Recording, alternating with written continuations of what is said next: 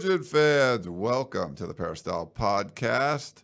I'm your host, Ryan Abraham, joined alongside of Chris Trevino right over here. We're both in studio in Redondo Beach, California, bringing you our Peristyle Podcast episode with Ryan and Chris, talking about all things USC football. Welcome to all of our YouTube watchers, subscribers. We're simulcasting this on our YouTube channel over at YouTube/Inside Troy, so you can check us out over there. Please subscribe, and we want you to subscribe to USCFootball.com as well. You can do that for $1 a month and subscribe to the Peristyle Podcast on any of the podcasting platforms.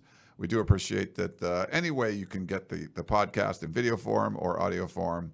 And, of course, reading all our content over at USCFootball.com. We appreciate that as well. You can follow our buddy Chris right over here at Chris N. Trevino. He eclipsed the 10,000 follower mark. That's why he's got the tattoo on his calf to show it. You can follow me at Inside Troy and all the rest of our staff over there. And we got an exciting show for you today. Got to talk about Jordan Addison, the new NCAA Transfer Portal rankings 24/7 Sports put out there. We'll talk about some Pac-12 revenue shortfall and all that kind of stuff. And we're going to answer your questions like we always do. If you have any questions or comments for us, you can email us at podcast@uscfootball.com and leave us a voicemail or shoot us over a text. 424-254-9141 is the number. I already mentioned the Apple Podcasting app if you want to subscribe there. Follow us at the Peristyle Podcast, and please leave us a 5-star review. It does help to grow the show. Well, let's welcome in Chris, because he's sitting right next to me, even though we're not like looking at each other, but I'm looking right over there. Chris, how you doing, sir? You doing all right? I'm doing good. If you don't know, I was on vacation over the weekend, took about 5 days off.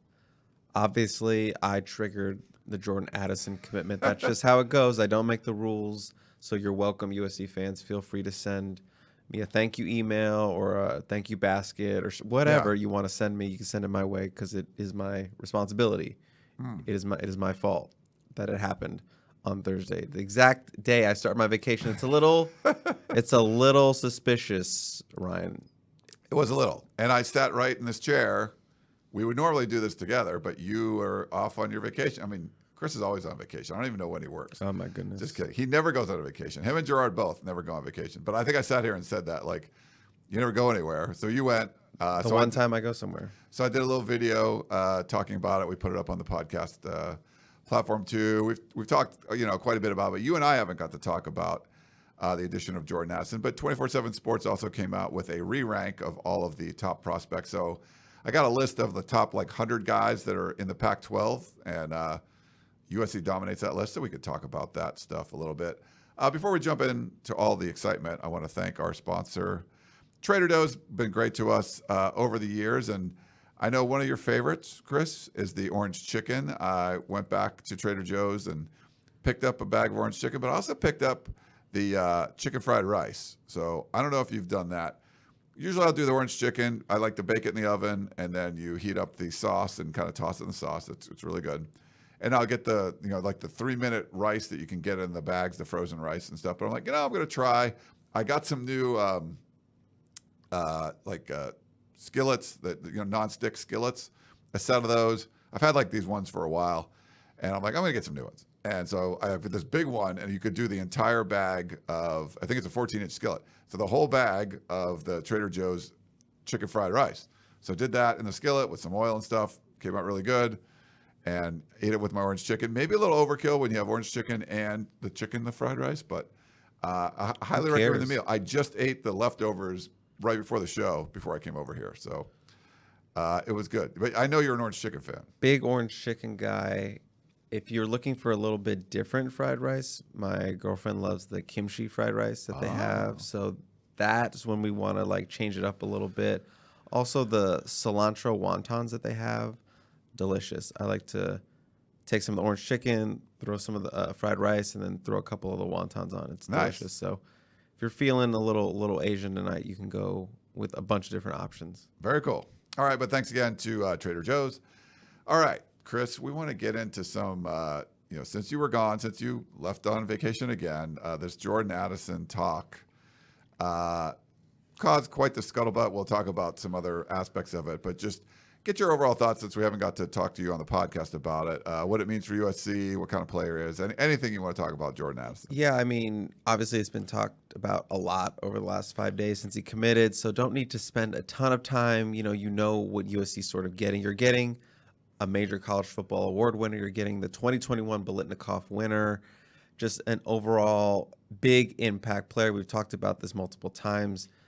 Jordan Addison is not a need for USC, but he was a big want. You want to get a guy like that on this offense. You want him on your sideline, not the opposing sideline. And it just sort of changes the whole outcome of what this offense could look like. We knew this offense was going to put up a lot of points. There was no doubt about that. Now it's like just push it up a little bit more from that. We've talked about how USC's wide receiver room doesn't really have a true number one like that Drake London type. We figured it would be sort of a Mario Williams, Brendan Rice kind of deal. Other guys getting the ball, Kyle Ford, Terrell Bynum, just spreading the ball out. But now you have an established number one guy. Mario Williams can be a number one guy. Brendan Rice can be a number one guy, but you have an established number one guy packaged and ready to go for this Lincoln Riley offense and a Heisman caliber quarterback in Caleb Williams. Obviously, they still have to get that chemistry down. They still need to get on the same page when it comes to that, but I don't think anyone should be worried about that. That's going to come in the summer. He's already on campus. So you saw Gavin Morris kind of tweet that photo out. The Portal Rangers with that famous photo, the Portal photo, and he's here on campus. I'm sure he's already going over the playbook. Going to throw some PRPs this summer, get on the same page with Caleb. But, Addison can repeat as a Biletnikoff Award winner. He can repeat as a consensus All-American. First-round pick. I think USC's first-round draft streak is safe now, Ryan. I think there's a good chance that's going to keep going for the 2023 draft. So a lot of things that changes now that you have Addison in the fold. One being now you have a guy who can be your true number one, and then how are you going to double team him? Because you got Mario, you got Brendan, you got Kyle Ford, you got Michael Jackson, you got all these guys ready and eager to catch some passes in this offense. So just changes a lot. Just makes this offense so much more dynamic. Yeah, no, I agree with you. The guy caught 100 balls last year. Like, obviously, adding that to your roster helps a lot. It's funny. I did the podcast of Champions a little bit earlier, so it's just one of those things. I made a drop. I'll play it for you guys. So when I do the Pac-12 podcast, we talk about USC. The last 6-7 years when I'm talking about USC, it mostly hasn't been positive. But everyone kind of realizes now, oh man, they hired Lincoln Riley. There's always like this Death Star analogy. So I made this drop for you guys. I love it. That blast came from the Death Star. That thing is operational. Let the hate flow through you. So I put that together. That's great. I need to probably split it up because, like, if Dave's talking about, USC got another 5-star player or something, you can play, like, Let the Hate Flow Through You. Obviously, USC picks up a 5-star commit. You can play the Death the Death Star March or whatever that is, the Darth Vader one. But we need to start investing in more positive sounds. I have positive sound. I know. We need more, though. We need to be more positive. We need a transfer portal sound. Oh, we need like a hyper warp or something. Yeah, like a star, like something. We just need something. Maybe something from like Battlestar Galactica, like an '80s sound, like from like a space sound or something. Might be good. We'll workshop it off. I love that. Okay, so looking at 24/7 Sports ranks the players that are in the transfer portal sort of like recruits, and it affected Jordan Addison. He was previously like the number 5 overall prospect. He's moved up to number 3, but USC has cemented their spot as the number 1 ranked program as far as transfer portal goes. Clear number 1, well ahead of Ole Miss and Lane Kiffin at number 2. UCLA actually creeped up in their top 10. They're number 7 right now. But if you look overall in the Pac-12, USC, UCLA, Arizona State is 3rd. Oregon's 4th, Washington 5th. Now, Oregon and Washington, coaching changes, that makes sense. Arizona State lost a lot of guys, so they've added a bunch, trying to bring people in. UCLA, that's just sort of been Chip's philosophy. He's been adding players to the transfer portal. And Arizona, Utah, Washington State, California, and Colorado, that's the top 10. And Stanford, Oregon State haven't really been game players. They only brought in one transfer each. They've had established coaches and stuff, so probably more of the high school focus than transfer portal. But for USC, like securing that number one spot, yeah, it's pretty clear once you got add a guy like Addison. I think they were already number one, Chris. They had like a 4-point lead. I think this pushed them to like a 10-point lead over Ole Miss. So yeah, and then pushed them to number 6 in the overall rankings, which takes into account the high school and the transfer class. Right, high school was 65. Transfer number 1. Put it together and you get 6. I don't know the math. Don't ask me what the formula, the algorithm is, but USC number 6 overall class, behind Texas, Ohio State, Georgia, Alabama, and obviously Texas A&M with that historic high school class they signed. So not a bad spot for a team that went 4-8 last year. No. Yeah, it's a huge one to be number 6 overall when you only signed 8 high school players. So yeah, that's a big jump. Obviously, it's a reworking of the roster. Real quick, so the top 100 players, I did this for the Podcast of Champions, kind of showing where the Pac-12 players were. USC has the number 1 player and Caleb Williams, the number 3 player and Pitt, wide receiver Jordan Addison, and then the number 9 player, Oklahoma wide receiver Mario Williams. So 2 of the 5 stars, and then 3 of the top 10, and no one in the Pac-12 has anybody else in the top 20. Washington State as the next highest player at number 22 with Incarnate Word quarterback Incarnate Word quarterback Cameron Ward. You got it. Yeah, but he's actually a stud. And then next is USC right behind that 23, Eric Gentry. And so USC also has number 28 player Travis Dye from Oregon, the running back. The number 68 player is Brendan Rice from the wide receiver from Colorado, and they also have Oklahoma cornerback Latrell McCutcheon. He comes in at number 80. So I think there's some guys USC's brought in that could potentially make this list. And not easy to rank the transfers a lot of the times. It depends on what they do. How much you're going to rank. Weigh what they did in high school versus what they did at the previous school, and then when you get to see them in the spring, how much do you weigh what spring football did as well? So, like dominating the top 100, dominating the top 10. USC's been crushing the transfer portal market. Not over yet, but not as many.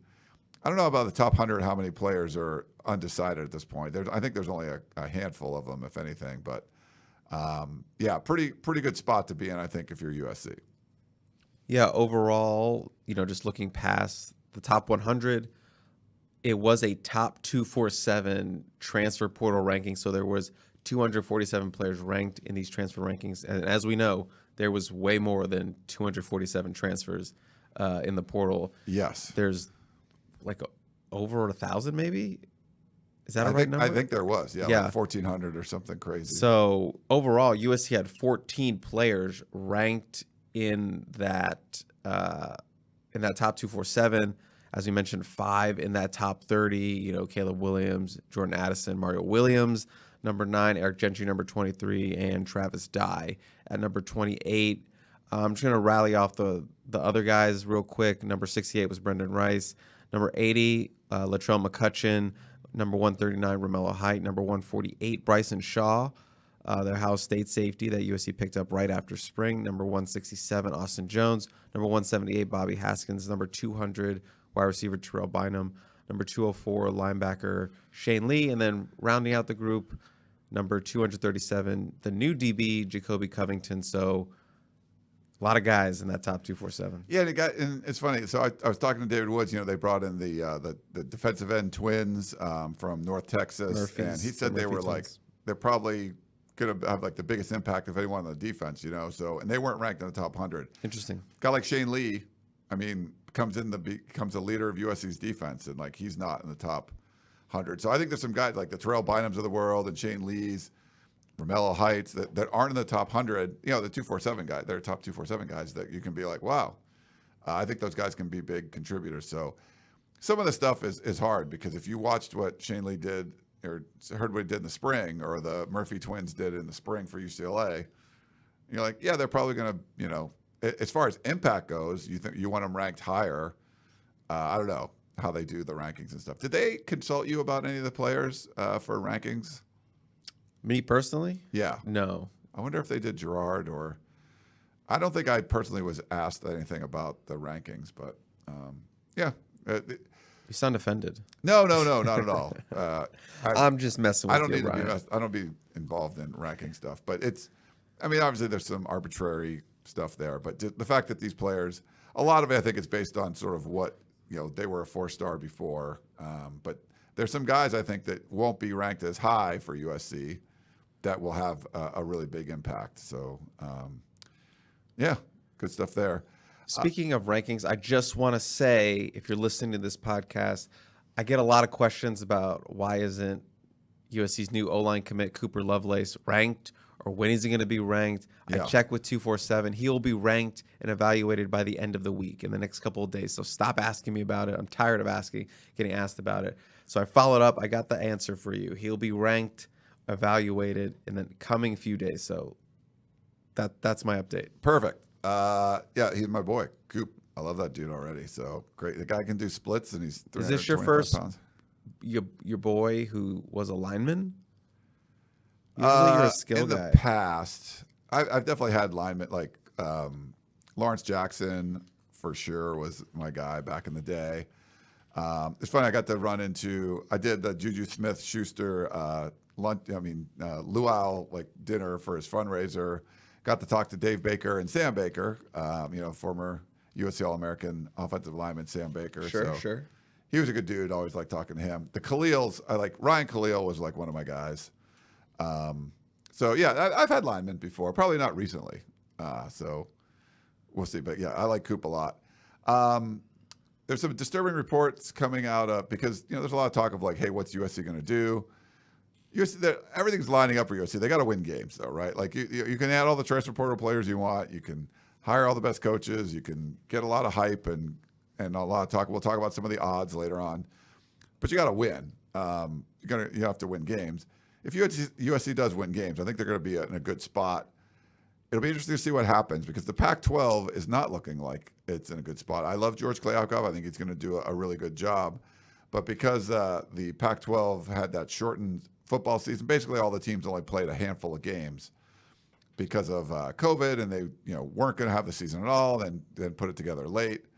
The Big Ten got a couple extra weeks out of their season. The SEC had only 10 games, but man, they did all SEC games. I think they really killed it there.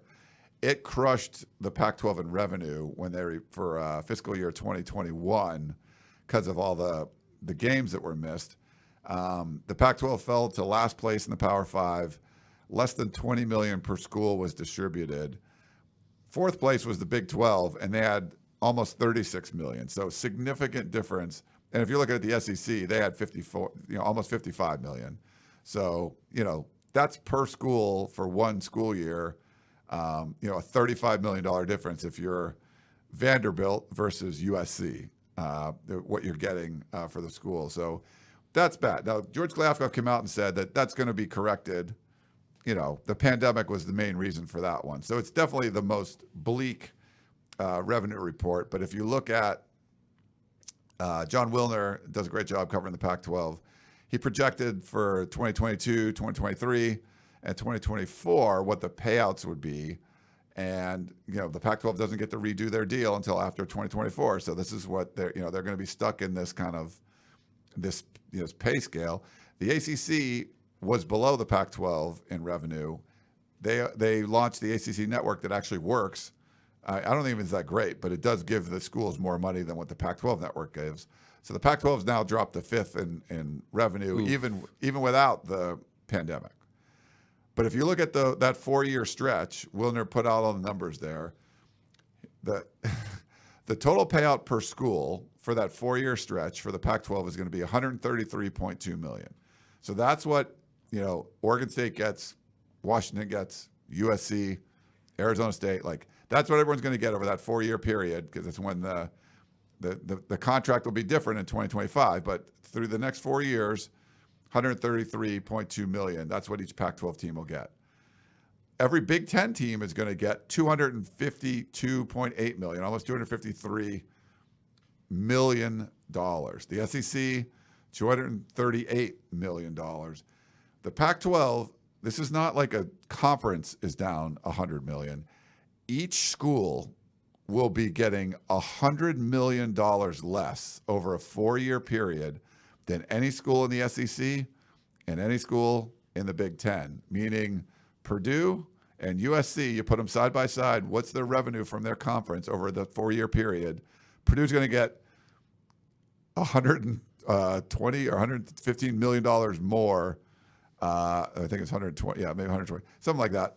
More than 100 million more than what USC is going to get. And Vanderbilt, same thing. They'll get 100 million more than what USC would have earned over that time. So that's not good. I think Mike Bohn's going to know about that. That's not good. Mike Bohn, like when this new deal comes up, even if the Pac-12 can't get close to these other conferences, and to be fair, they're a lot closer to the ACC and the Big 12.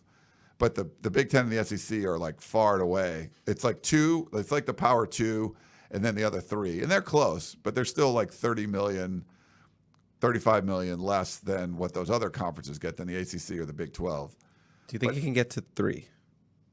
I think the ACC has a terrible TV deal. I think they can pass the ACC. I think they can get to 3. Okay. But which is fine, but you're still like you'd be the top of like the second tier anyway. Top of the losers. You can't get to SEC or Big Ten territory, but can USC give themselves a better deal so that they're making closer to? I don't know. George Kliavkoff has shown a lot of resolve when it comes to we want our flagship programs to continue to be flagship programs and fight for playoffs. What does Mike Bohn say? Can he threaten to go independent? Can he threaten to join the Big Ten? Like, there's been all kinds of rumors out there. But these numbers are a little bleak. So I'm sorry to be depressing, but just a little bleak, I guess, Chris. I mean, thank you, Larry. Is that yes? Is that how we just summarize everything? Pandemic aside, thank you, Larry. Yeah. I mean, yeah, the numbers aren't great, especially when college football is a straight up arms race at this point in terms of, facilities and coaching hires and spending money on coaching staffs. And then you have NIL thrown in there and then the transfer portal. It's just this whole thing, and money makes the wheels go. So if you're short $100 million over 4 years, that, you look at $138 million or whatever you said, and that looks good. But like when you look over and they got $250 million, you're going to notice that difference right off the jump when you're talking about these college programs, especially a program like USC that obviously has been nationally relevant before, working their way back up to being nationally relevant. An extra $100 million will go a long way to getting them back to, that Ohio State, that Alabama, that LSU, whatever, that blue blood foundation, getting back there. So they need that money. When you look at those numbers, when you're talking like, 7, 8, 9 figures, right? Like that's a huge amount of money. That's not a conference level. Like you think, the Big Ten made 130 more million than the Pac-12. No, that's per school. That's each individual school. So like if Purdue wants to hire Lincoln Riley, like they have like $100 million over 4 years to like put in the Lincoln Riley fund. Like that's a lot of money that you could use on a lot of stuff. I think Mike Bohn has to, they're going to dig into this stuff, and I think they're going to stand up for USC. And, if they want to remain members of the Pac-12, I think they're going to try to get themselves a better deal, if at all possible. Look, when my Terps are getting more money than the Trojans, something's off there. Way more money. The Terps, when Rutgers and Maryland joined the Big Ten, they weren't full, they didn't get full shares. Are they up to full share now? Like, did they get an equal? There's 14 now? Is there 14 teams in the Big Ten? I think so. I believe so. Yes. Yeah. So they get an equal share now. Are they back? I know they should be. We're getting the shit kicked out of us in the Big Ten football every GD Saturday. We better be getting that check. Look, you can hang 50 on us, Ohio State, but if we get the check, it feels a little bit better. But Maryland won the Big Ten baseball, women's lacrosse, and lacrosse. So I just want to say, hey, non-revs, let's go. Yeah, like they win at like the ACC sports. That's cool. Hey, man, I didn't like the way you said that. I didn't like the way you said that. That's what they are. All right, there's a bunch of odds and rankings and stuff I want to kind of go over. Like, so USC, the hype train is like, I wish I had a train whistle, like full effect, right? There's like people are jumping on the USC bandwagon. So we have a few like examples of what's going on here. And this is all early betting. We're in May, right? But our friend, we have Max Meyer, used to be around the USC beat a bunch. He wrote this for Caesar Sportsbook. So there's a lot of money coming in. There's a lot of gambling's not just in Vegas anymore. You can bet in a lot of different states. We can't here in California. So there's all the everything that USC's added, right? You hire Lincoln Riley, you bring in all the transfers and all this kind of stuff.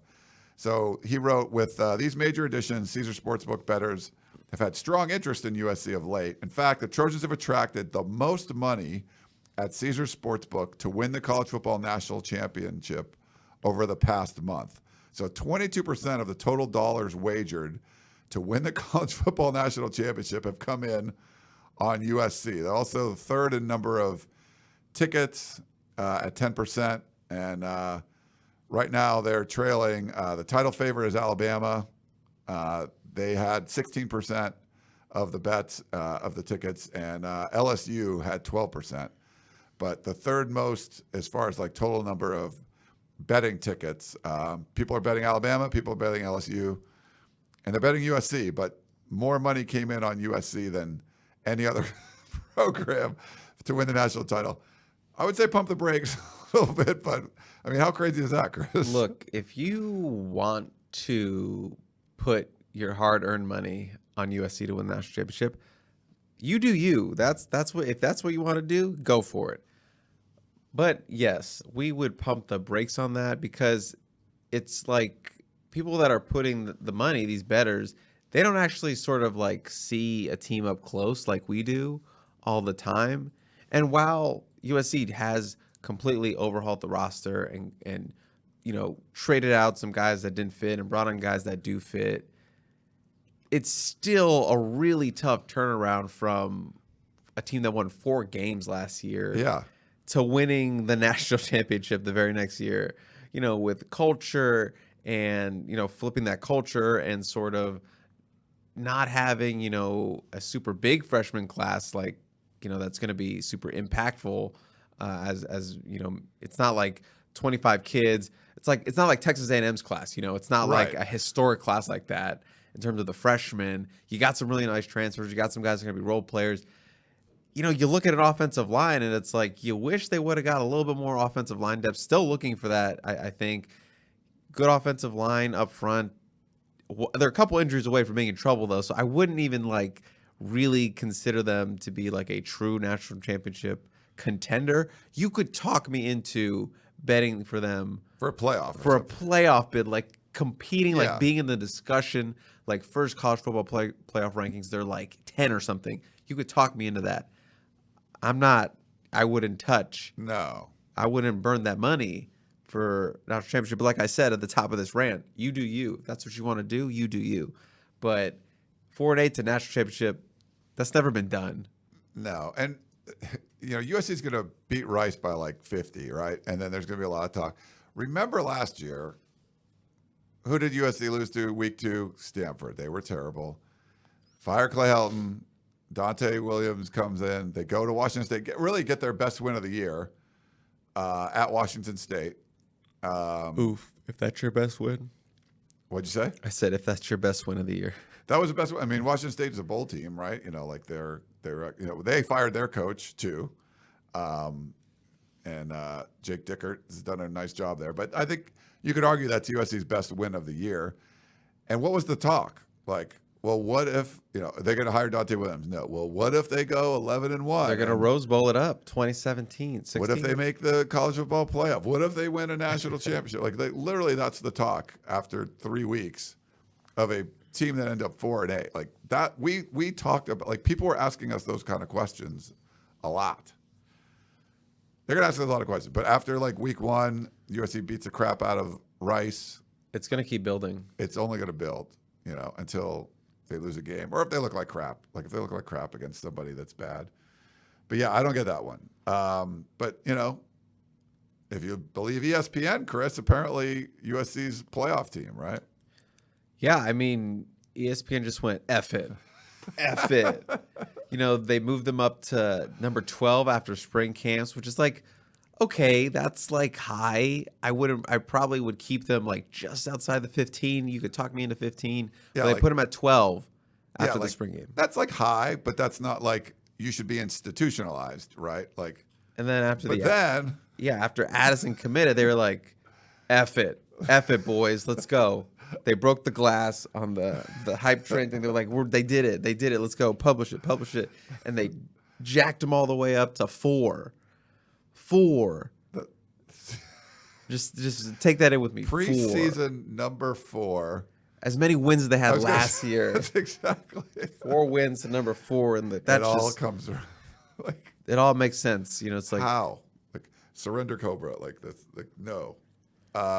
If Jordan Addison had been 3 starting caliber linemen out of the SEC, defense and offense, sure, you could talk me into 4, but like, it's just, Biletnikoff winner, sure, but he can't block, he can't, stuff the middle as a nose guard, there's still depth issues. So 4 is very high, and I don't think it's going to be anywhere close to 4 in like the AP or anything. No, this is just the ESPN's deal. AP's not huff and glue, they're going to be a little more reasonable on this. So. And even if there's like really, really good reasons for USC to be number 4, like the AP probably wouldn't put you there. They're going to be, It's going to be a trailing indicator more than like they're going to react later if USC's win a bunch of games. And who was 4 was Utah when they were 12. So now USC is the highest rated Pac-12 team for this in the eyes of ESPN. Utah went to 6. Okay, I still think Utah's going to be good, but we'll see. I would still have Utah ranked ahead of USC. Yeah, certainly ahead of Oregon. People were putting like Oregon ahead of Utah, and like Utah played them twice last year, and it was not close. It was blowout city both times. And since then, Oregon lost their coach. I watched that game, so yeah.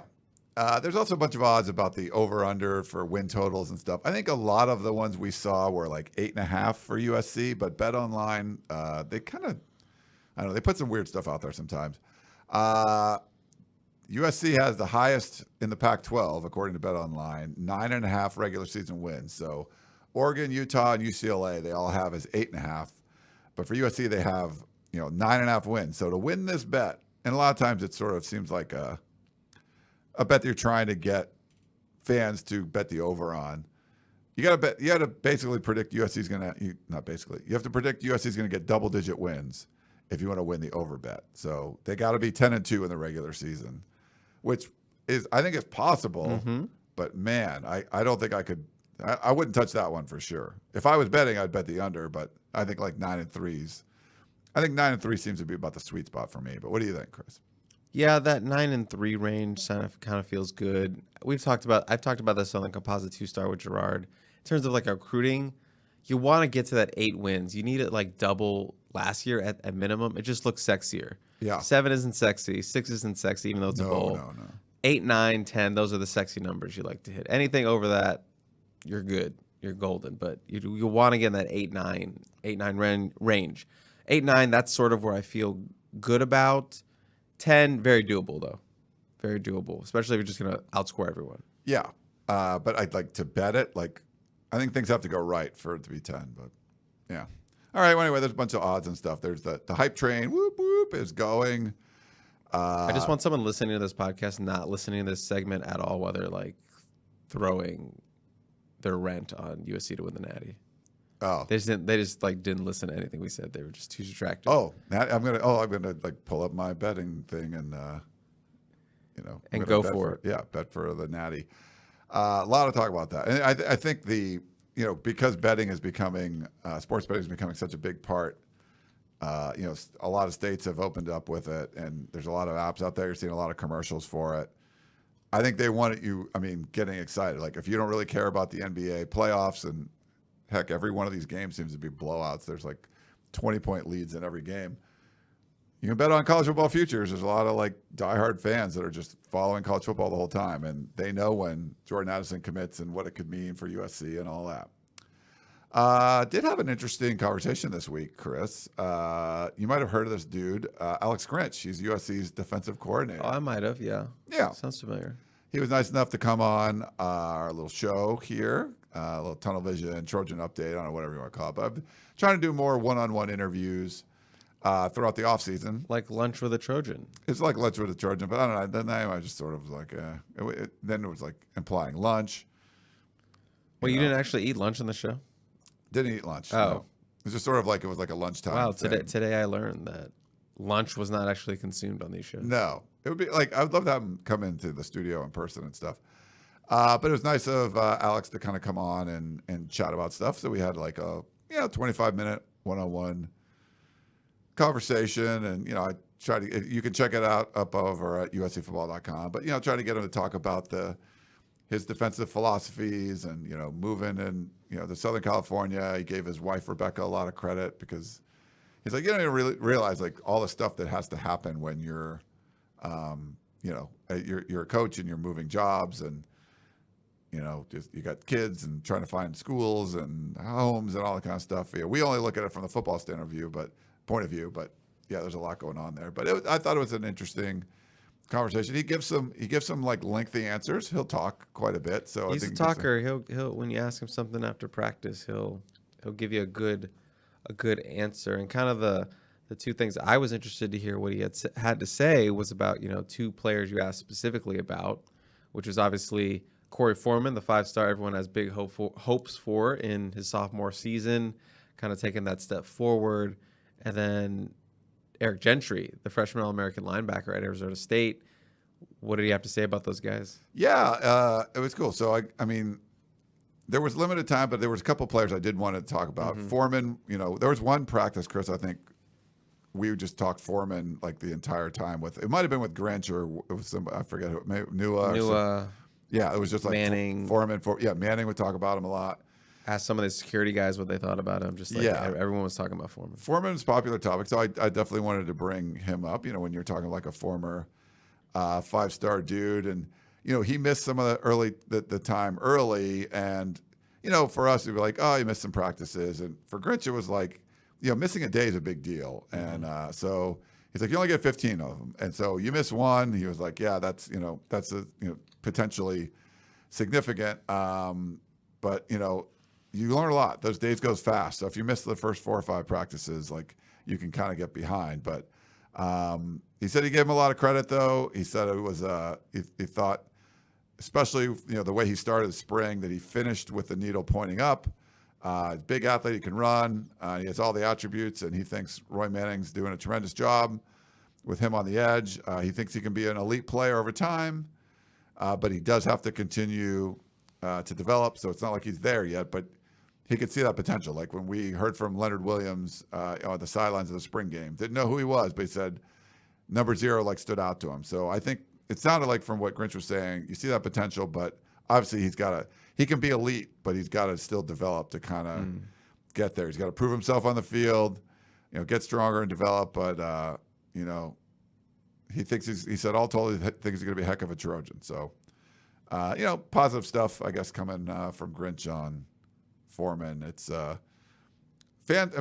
being like the number 1 ranked player in the country, there's going to be a level of expectations, right? And when you don't do much that first year, you're not on the field all that much. You're not dressed out. Yeah. You definitely hear about it. So I think the players, I think if he was like the number 1 ranked player and the coaches didn't think he could play, I don't think they'd be talking about him like this. I think they're talking about him like this because they think he can play. Because they don't want to sell, oh yeah, he was a 5-star, he's going to be great. If they don't think he's going to be great, I don't think they could say that, because now you're on the hook and you're like, hey, you never got to be great. So there seemed to be some optimism, I guess, towards Foreman actually turning into a great player. Yeah, he's talked about, those expectations of that status, and he kind of mentioned how he didn't really look at it like that when he went into college. That's something, it's cool, but it's something you leave in the past. And, Riley has talked about it. And, this staff, in terms of what we've heard from players, is that they don't BS. They're going to tell it to you straight. And so obviously what they tell us maybe it isn't as always what they're telling the players, but if they're giving like some sort of hope and excitement for a guy, then I would imagine that they're showing something, and we're going to get to see something from X player or Y player. So you just got to be able to listen. Corey obviously still has a long way to go in terms of being that impact player. Playing behind Romello seems to be good for him in terms of a guy who has SEC experience, a guy who can, he can look up to in terms of, hey, this is what I need to do if I want to see the field. Playing behind him, so less pressure. He's not a starter. He can come in and kind of play a little more freely like that. So I think he's in a really good spot, and I expect, a good amount of sacks this year, just playing that defense. Yeah, I think so too. But you also asked about Eric Gentry. That was weird when I was going to ask him about it. Now USC's tweeted out pictures of him, so he's enrolled. He's he's on the roster. Like Eric Gentry, the Arizona State freshman All-American linebacker. It's part of the USC program, but we're just so conditioned to not asking coaches about like the new player, like any kind of recruits or whatever, like before they're signed. But it was great because he could talk about him a little bit. And I asked him like, where you think he's going to play? He's got this long frame, 6'5", 6'6", and he talked about playing, inside or outside linebacker. They just kind of want to get him in and sort of kind of see what, he's got some flexibility in the position, but they kind of want to see like when they get to work with him a little bit. I'll put a picture up of Eric when he was at Arizona State, and he said, Grinch said, "I'm excited about Eric. Excited about adding the body type, the experience he had in just a short amount of time in college, but also the mentality. He's a unique guy to be around." Let me switch this one up. He said, "Like I said, we're excited to be around him, what he can bring to the table, and the experience." There used to be a phrase, "What's the best thing about a freshman? They turn into sophomores." So if we can take advantage of the time he had last year at the last place and find an appropriate role for him, get him caught up from a scheme standpoint in the summer, which he's very confident they can do, then they can turn him loose this fall. But he's a guy that's still young, so they want to get Benny Wiley, the strength and conditioning coach, in the weight room on him, add some mass, and continue to develop him, and that way he can be an elite, football player at this level. So another guy, just like you see, tons of potential. Didn't sound like he's going to someone and they're like starting him like right away, but it sounds like someone that like, hey, we can build, put some muscle on this guy, and there's sky's the limit of what he could do. Yeah, I mean, I think Gentry is sort of, outside of Addison, is sort of like one of the players fans are most excited to see. He has that background as a former freshman All-American. He was very productive. Everyone you talk to is very high on him in terms of what he can do. Yeah, you want to see him put him a little more weight, but he was effective last year at 6'6" and sort of a 200-pound linebacker, and that versatility that we expect. Grinch sort of backed that up as a guy who could play inside, outside. I talked about this with Gerard on our show about maybe him playing edge, but I think he's a better off the ball linebacker. Because if you get a big 6'6" lineman on him, put his hands on him, he's only 200 pounds. He's not going to be able to like outstrength him most of the time. If he's got the quickness, yeah, he could win a couple, but if he's got that hands on you and he outweighs you by 130 pounds, what are you going to do? What are you going to do? So I think he's a better sort of, outside linebacker, show that speed, that athleticism. So I'm excited to see what he can do. He's there. He's probably going to push Raylan Goforth for that weak side spot. USC could be starting 2 transfers at middle linebacker, so it's going to be interesting to see what that looks like. A Shane Lee, a Gentry duo in the middle. That'd be a very interesting sight because Shane Lee, not the tallest guy, he's like legit 6. He's a bowling ball, and then you have the really tall, lanky Gentry. So that would make a nice little contrast. Hardy thing, yeah. We'll see how that looks. So that's a big pickup for this defense. Especially that defensive front. where they need more speed. He's one of the ones I'm more excited about, as far as like future, not just like transfer, play right away kind of guy, but just for the future. Like, he's someone that was like What's he going to look like in 2 years? Yeah, I think could be completely different. I don't want to do too much time on this, but the Pittsburgh radio, I forget his name, Andrew Filippoli or something. Yeah.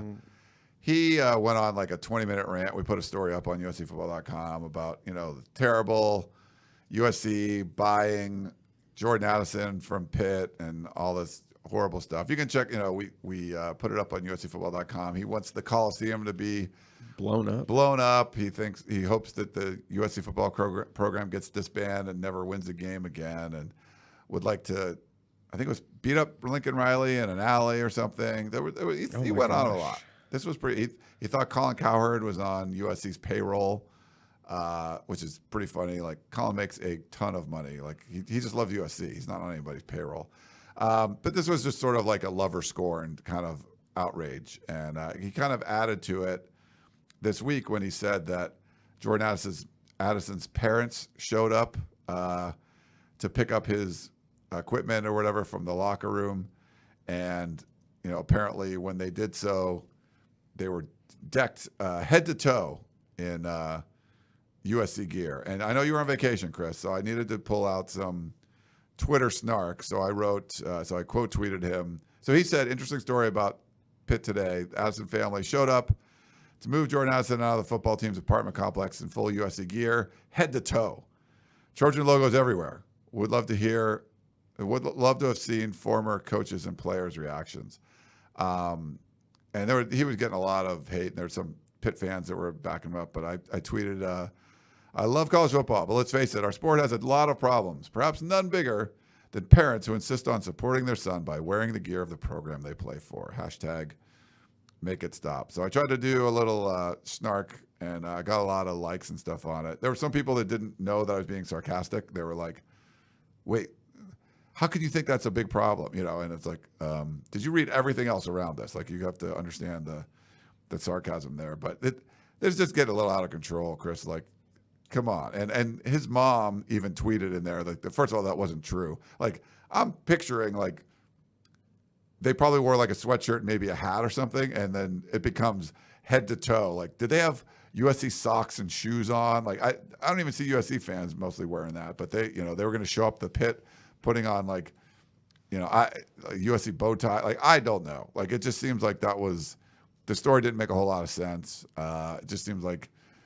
you're upset that your girlfriend broke up with you, and we're just going to keep complaining about everything that's ever happened and see that was her fault and that was her fault and they shouldn't have done this and blah, blah, blah. But it just, that one was like, come on, dude, you're getting on his parents for coming to pick up his stuff. It was just crazy. And you sort of joked that you should have him on the show. I would rather go on his show probably. Like, I don't know if it does much. Like, I lived in Pittsburgh. I'm a Steeler fan. Okay, so you could. I could talk. You could speak Pitt. I could yunzer it up with those guys. Like going downtown to But you're not worried they'd be like super aggressive to you off the bat. I don't care. Like I've done this long enough. You go on their show. I'd rather them be. And we could have them on, but I don't think USC fans would really care. Like, I mean, I think a lot of the stuff they just don't even realize. Like, dude, USC doesn't have a collective. Like, Josh Connerly went to Oregon because, according to reports, they got some money from there, and USC didn't have like a collective put together for that kind of stuff. The reasons Jordan Addison were at USC are more football reasons than anything else. And I'm sorry if there's a class system in college football. Like, Alabama and Ohio State are a different class than Pitt, and when USC acts like it, they're in a different class than Pitt. So people are excited about USC. Jordan Addison gets excited about USC. Like, yeah, I want to go there. I want to play with Caleb Williams. And, no offense to Keaton Slovis, but he got to play in the spring with him. I mean, if you thought Keaton Slovis was going to, be able to get him 100 balls or whatever, fine. I mean, we saw Slovis throw the ball to Drake London a lot of times. I mean, he can get it to the main receiver. We've seen that before. But he wanted to, change the scenery. He lost his quarterback. He lost his OC. He lost his wide receiver coach. It's just, there's just more logical reasons why he would go, and everything that this guy was talking about just seemed like a lover scorned.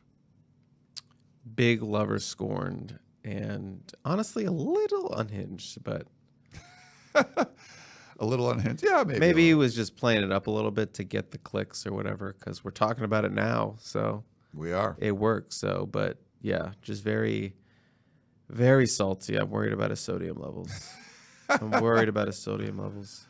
All right. Well, we had a lot. We went through a lot of stuff here. I didn't think we have that much. So why don't we take a quick break and we'll come back and answer your questions.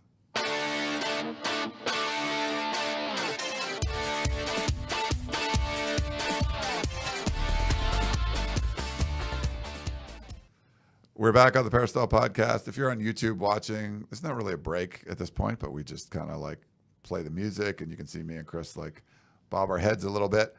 But thank you for watching on YouTube. Thanks for listening on the Peristyle Podcast. We got some questions to get to. Why don't we start with voicemail? Here you go. Hey, guys. Just wanted to address this Jordan Addison situation with Pittsburgh and everybody that's lost their collective Oklahoma-like minds out there in Pittsburgh. The coach of Pittsburgh and the radio broadcaster in Pittsburgh. You know, the transfer portal taketh, the transfer portal giveth. Pittsburgh, didn't you just take USC's starting quarterback in the transfer portal? USC lost two of their starting quarterbacks in the transfer portal the last cycle. So what did USC do? Went out and got another quarterback. Go out and get another wide receiver, Pittsburgh. I understand that your little stranglehold on the ACC may have only lasted for 1 year, but you guys need to quit acting like redheaded stepchildren. And I mean no disrespect to anybody out there that's a redheaded stepchild. Pittsburgh, quit your whining. These are the rules. Play by the rules. Go out there. I'm sure there's another receiver you can find. You lost your starting quarterback to the NFL, lost your offensive coordinator. That's the way the breaks go. Pony up, boys. Bye. Rob and Ukiah. Thanks, Rob.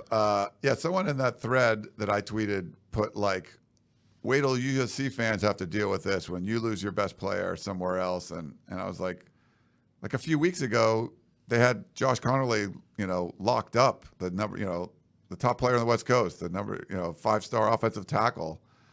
All the crystal balls were USC, everything. We had all these stories written because he was coming to USC. And last minute, he switched to Oregon. Like, it happens. Like, that's. But if you cry about it and you sit there and whine about it, you're going to lose time on probably finding another option. What can you do? But move on, throw on some JUCO tape, say a guy like Cooper Lovelace, hey, this guy looks pretty good. Let's go get him. Let's go get a JUCO kid. Yeah. So just got to move on to the next. Got to keep it moving. Yeah, it's just one of the things, the reaction there is just sort of like, it's just over, I think Oklahoma fans, you can be upset in the beginning, but it just has gone on way too far. And same thing with Pitt fans. I don't think a lot of the Pitt fans will die down. Oklahoma is forever. Yeah, that's going to be forever. Eric in Duck Country wrote in. He says, Ryan and Chris, do you think a new Pac-12 TV deal will bring in enough money for USC, or could you see teams like USC and Oregon getting poached by expanded Big Ten? Eric in Duck Country.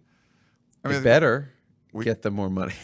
Yeah, no, okay, so for us selfishly, could you imagine, if USC joined the Big Ten? That would be huge for us. The stories, the content, playing a whole bunch of new teams. We get to go to Ann Arbor. We could selfishly, you're already excited. You're already planning it. I would welcome the Big Ten overlords for coming in. Just for us, that would be great. I love the Pac-12. I do a Pac-12 podcast. I don't want to see the Pac-12 get broken up.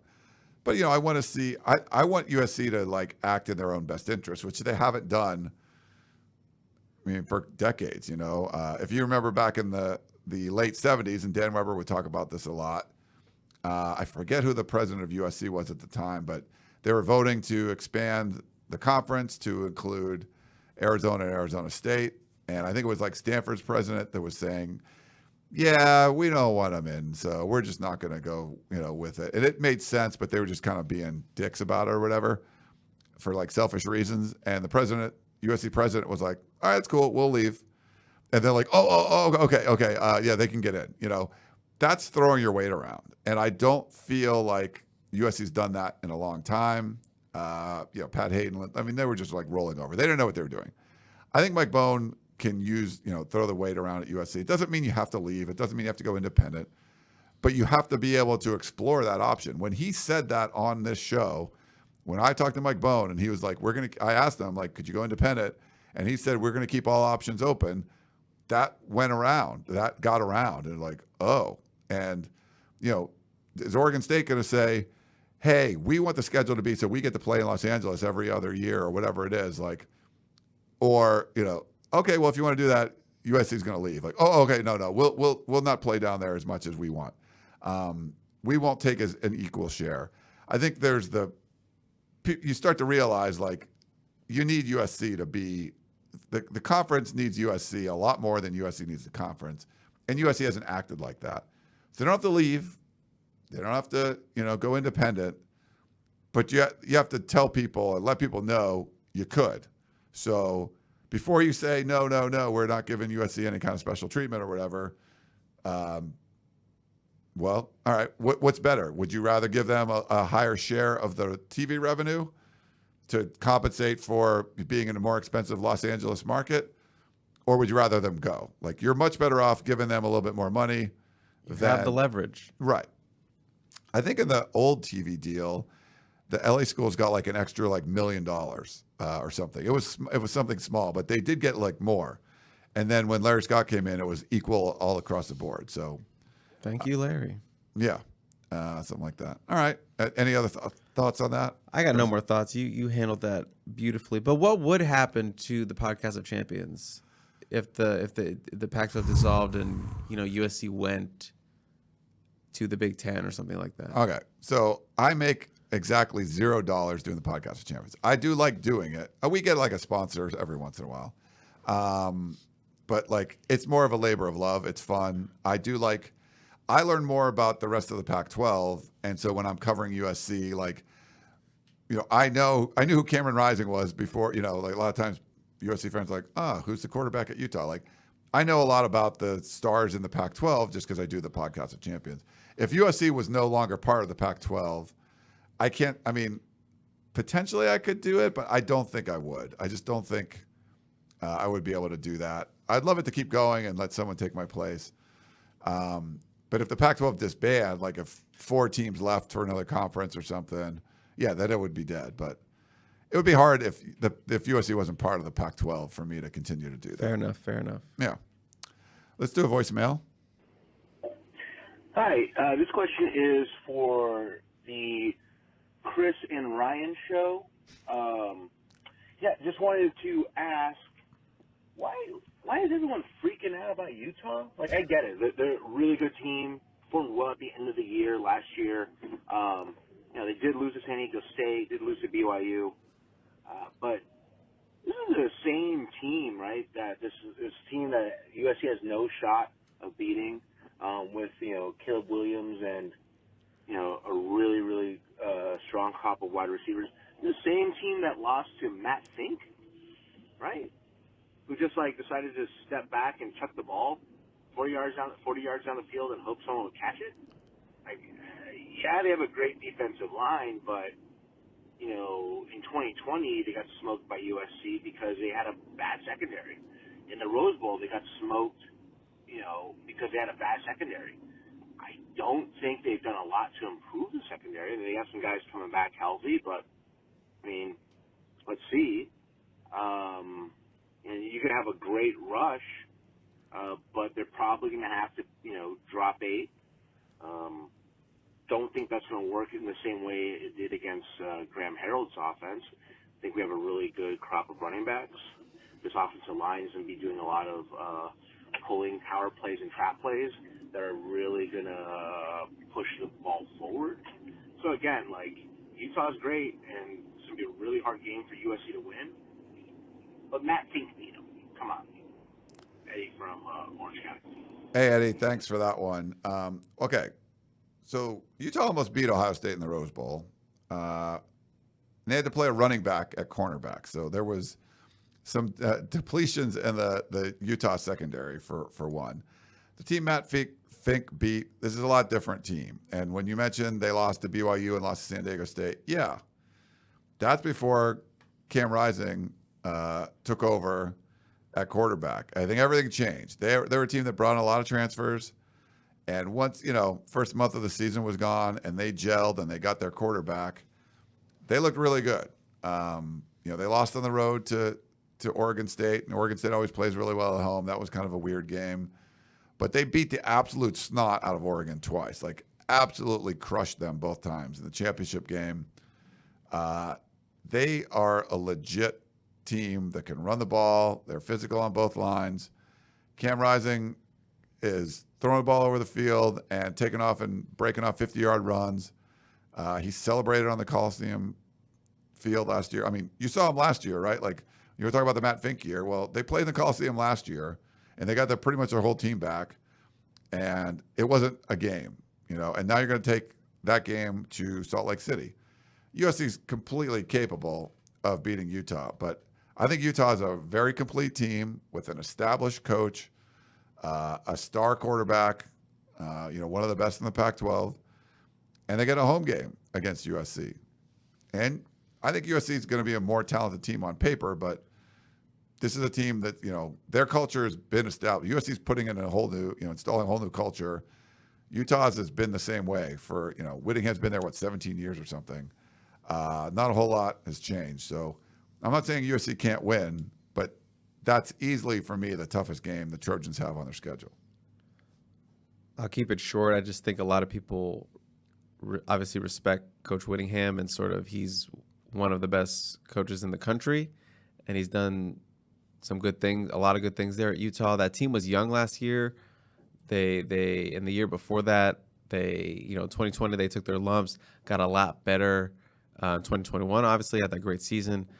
This team is a veteran team, knows how to win. It went to the Rose Bowl. They played in some big games, won the Pac-12 championship, got a good quarterback coming back, obviously in Rising. They're just really talented and really experienced. And, you lose a first-round pick like Devin Lloyd at linebacker, but Utah finds guys. They reload. They have these guys. Clark Phillips, could be a first-round pick next year. They have really good, talented players. They always are going to play hard. They're going to play tough. And I just think they're always going to be a dogfight most of the time. So I think that's why Utah still has to be considered at least the favorite going into the season. And I think they have to be ranked ahead of Utah or USC, in any preseason rankings. Obviously not ESPN because of all that, whatever they're huffing over there. But yeah, I just think that's, the respect that they have after what they did last year. Yeah, I think USC has like a higher ceiling overall, especially long term. But sure, it's 1 year. Like you've made all these changes, and now you got to go out and play, and you got to go play in Salt Lake City. So, I don't think it's any kind of slight towards USC that you would pick Utah to be the favorite in that game. Utah's been driving that same solid Subaru, consistent down the road. USC's trying to build a new car on the scratch while driving, or fix one up while they're driving it. That's sort of the difference. It's like Mad Max. They're like people leaning over this, like soldering, like welding or whatever. Like, not sorry. Like, it'll be fine in like 3 years or whatever, 2 years. But right now it's like a little hectic. Yeah. A couple more. We'll end the show. Don wrote in. He sent an email. I think the addition of Addison should greatly help the offensive line. They should be excited to play with an offense as now constructed. They will finally get a chance to knock people down rather than being in pass protection all the time. Looking for a greatly improved O-line. I'll be greatly disappointed if the Coliseum is not sold out for the first game. The stench of the last 5 years is gone, and USC is looking exciting. And one last note, if Pitt raises a fuss, I hope the administration stands by Riley. They do not have a good track record for standing up for their players and coaches.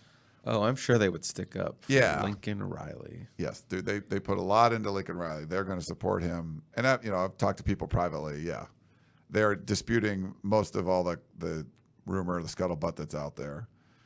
I don't know about sold out for the first game. It's Rice, but it's the first game. Yeah. It's a new era. Don't you want to be there for the new era? We will. I've definitely been told like significant uptick in ticket sales, whether season tickets, single game. We have grown significantly since Lincoln Riley's been hired. Just our site, subscriptions, traffic, all that kind of stuff. It's been a help for us. It's certainly been a help for USC and their athletic department from what the numbers we were told. So good on USC. And just quickly, I do like his point about the run game being able to maneuver and pick up yards, because you have Addison, and if you're a secondary or defense, you're terrified of getting beat by Addison, Mario, Brendan, whoever you throw out there. So you're going to be a little more concerned. But the pass game opens it up for the run game, and I'm sure I have no fear that Lincoln Riley isn't going to take advantage of that and take what the defense is giving them, which is not something we saw all the time over the last couple of years. So. No, 100% agree with you there. We got one last one from Dave in Agora Hills. Any word on who USC is going after for a third scholarship quarterback transfer this year? Thanks and fight on. Have not heard any names or anything like that. That's sort of an interesting one, because you do have two walk-on quarterbacks that are coming in. Lincoln, a former walk-on quarterback himself. Maybe he has a little more confidence that one of those guys can be that third-string guy. And then there's also, I guess technically still hope that Mo Hassan can be right after that Achilles heel. Those were his words, that I'll be back for fall. So maybe it's a situation where they're kind of just waiting to see where Mo's going to be. In a couple weeks, it's like, what's the progress? Is he on track? If he's not on track, maybe we have to start looking at that quarterback spot a little more. Yeah. Who's it? Like, I can look over the roster here. The walk-on quarterbacks right now. So Mo Hassan was one. Who else is a quarterback? So Caleb Williams, he's not a walk-on. Where's the other guys? So Mo Hassan, Isaac Ward. So he's a Georgia kid, right? Mm-hmm. But he's like 5'10", so there's like, you look at him, he's not like all that impressive when you kind of take a look. Who else was out there that was, when I would look at the walk-ons, you just weren't really like, oh yeah, that guy looks like a stud quarterback. I don't see anyone else on here. I might have missed somebody, but Brad Aoki, he's 5'9", so like there's some dudes that are pretty short as far as quarterbacks go that you're just not looking at and going, yeah, that's going to be an option if these guys get hurt.